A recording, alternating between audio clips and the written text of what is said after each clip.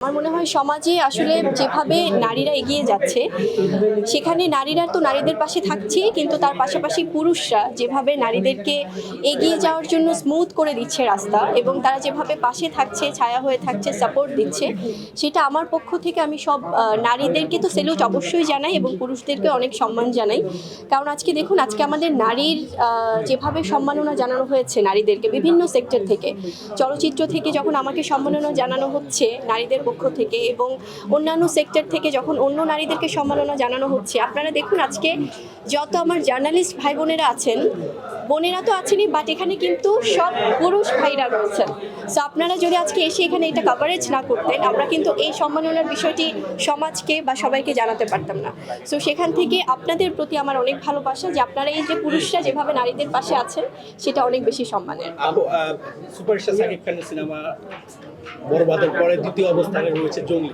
জঙ্গলি কিন্তু একটা blockbuster cinema দিতে যাচ্ছে, কেমন লাগছে?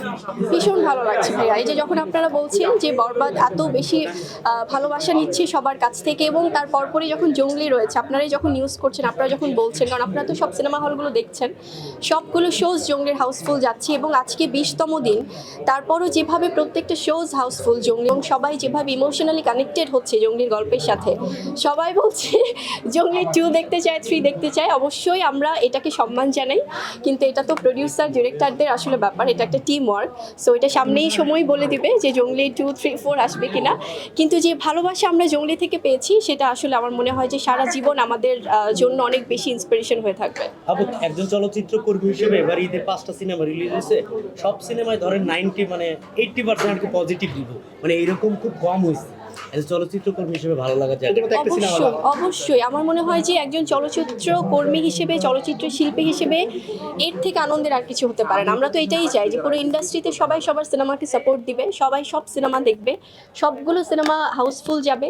এবং যখন জঙ্গলির শোজগুলো হাউসফুল যাচ্ছে, যখন বরবাদ বা বরবাদের পরপরই যখন জঙ্গলি বলা হচ্ছে, এরপর অন্যান্য সিনেমাগুলো সমান তালে কিন্তু সবাই কিন্তু ভালোবাসা দিচ্ছে, এবং দেশের বাইরে সবাই মুখিয়ে আছে। একজন চলচ্চিত্র শিল্পী হিসেবে আমাদের কষ্টটা সার্থক হয় তখনই যখন এবারের ঈদের মতো আমরা দেখছি যে আসলে হুমড়ি খেয়ে দর্শকরা পড়ছে, এবং সকল শ্রেণীর দর্শক ভাইয়া, শুধুমাত্র কিন্তু আছে না যে আপার ক্লাস বা শুধুমাত্র মিডল ক্লাস, তা না, সব শ্রেণীর দর্শক যারা কিনা হয়তো বা হলিউড সিনেমা দেখে অভ্যস্ত, সেখানে আমাদের সিনেপ্লেক্স থেকে হলিউডের সিনেমাও কিন্তু মানে নামিয়ে দেওয়া হচ্ছে, যেখানে বাংলা সিনেমার ডিমান্ড।